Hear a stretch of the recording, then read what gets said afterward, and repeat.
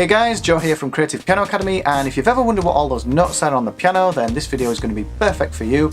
It can be quite overwhelming when you first start out and you see all those notes spread out in front of you, but I'm going to break all that down, show you them step by step, as well as give you an exercise you can use to really get to know those within just 10 minutes, so stay tuned.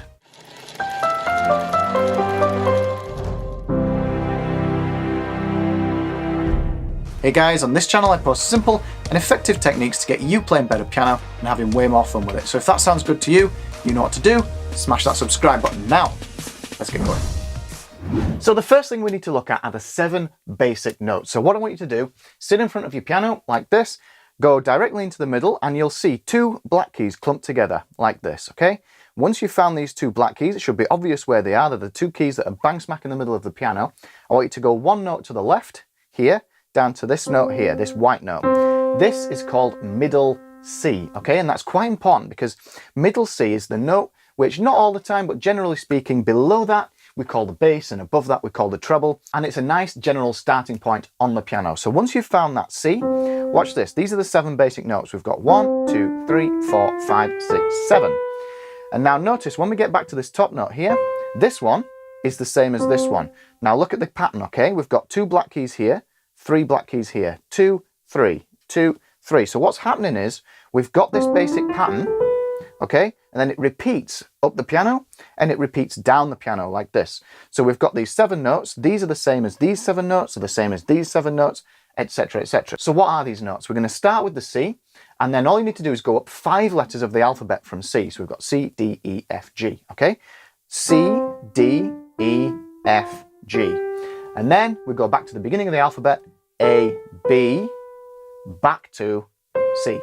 Okay, so I hope that's making sense. We've got C, D, E, F, G, A, B, back to C.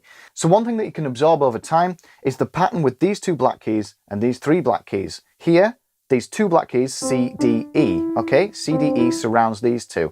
And here we've got F, G, A, and B, which surrounds these 3. Once you get used to that, it just repeats up and down the piano. So those are the 7 basic notes. Now, what about the black keys? Well, you'll be very pleased to know that you don't need to learn a whole set of different notes for this. All we do is we use what's called a sharp and a flat, and they're based on those basic notes. So for example, if we take this note here, this is 1 note, okay, 1 black note above this C, okay? So when we go up a note, we call it a sharp. So this one here is quite simply C sharp. Now when we go in the other direction, down a note, we call that a flat. So we'll take this same note here, we could also, just to confuse matters, we could also call this a D flat, okay? So it's either a C sharp or a D flat, okay? So another example here, we could have that as a G sharp. This one here is also an A flat. A sharp, B flat, okay? So that's all the black keys. So something that you might notice that's really important is when we look down here, we see an E and an F. There's no black key in between it, okay? So technically, we could call this note here an E sharp, okay? Because all a sharp does is it moves us up 1 note. And we could call this an F flat, okay? We do that sometimes in certain keys, and you'll come on to that throughout your piano journey. But right now, you don't need to worry about it. You could just call this a B, you could call this a C, you could call this E, and you could call this an F. So at first you might be looking at those notes and it takes a little bit of time to work out which note is which. So I've got an exercise for you that literally, if you do this exercise for 10 minutes, that's all, you'll know them, and you'll know them straight away, okay? And we're going to use for this exercise what's called a metronome. All a metronome does is it takes a certain speed and it keeps us in time by ticking away at a certain steady speed, okay? Now you can download a metronome for your phone if you're on the Apple Store or an Android store. The one I use is called TJ Metronome. It's really good. You can just put in a number, a speed, press go, and it'll just keep you in time. You can also just go to Google and type into Google online MIDI metronome, and usually the first result that comes up, you can just go on that and it'll you set your speed and press play and it'll just keep you in time. So get a metronome sorted, and I'll just get mine here. And I want you to set it off at a nice steady speed, probably somewhere around 80. If that's a bit too fast, then take it a bit slower, or a bit faster if it's too easy, you know, etc., etc. So I've got mine set at 80 here. And if you can see this, you can see it just nicely keeps us in time, ticks away. So with that nice steady speed going away, all you're going to do, and you need to really concentrate when you do this, is start out with our C and take just the white notes, okay? And every time you hear a click, you need to move, play a note, and say out loud what the note is. So here, look, C, E, C, E. We'll just take these two to start with. C, E, C, E. And when you feel comfortable, bring in another note. So C, D, C, E, D, E, C, E. Bring in another F, D, F, E. And you got to keep it random, okay? D, E, C, F, D, G, E, F, D, G, C, A, E, G, F, D, A, F, B, G, A, E, G, F, D, E, C. So see what I'm doing here?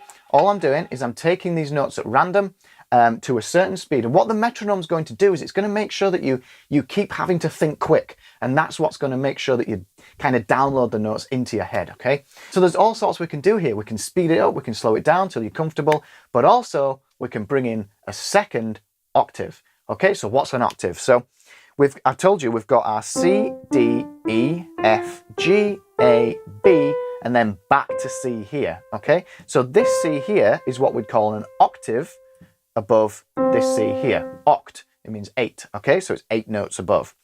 So here, we'd call this lot here, this is an octave above this one. This lot here, this pattern here, this would be 2 octaves above this one, etc. If we go the other way, this is the octave below, and this one's the octave below that. So let's bring in a second octave. I'll set the timer off again. So C, G, E, D, A, G, F, E, B, A, G, D, E, C, C, G, A, D. You get the idea, okay? And now when you get used to that, we can bring in the black keys, which will make it a little bit more interesting. So I'm going to set the timer off again. And I'm just going to use 1 octave for this. And I'm going to call them all sharps for now. Okay? It's up to you. You can call them sharps or flats or both, depending on how hard you want to make this, okay? I'm just going to call them sharps to show you how it works.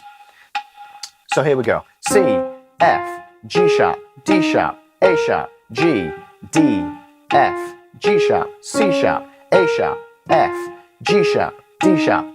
So you get the idea. That's really going to make you think very, very quick. So after that, instead of calling them sharps, call them flats. And then bring in the second octave, the third octave, and even the whole keys if you feel like you can do it, okay?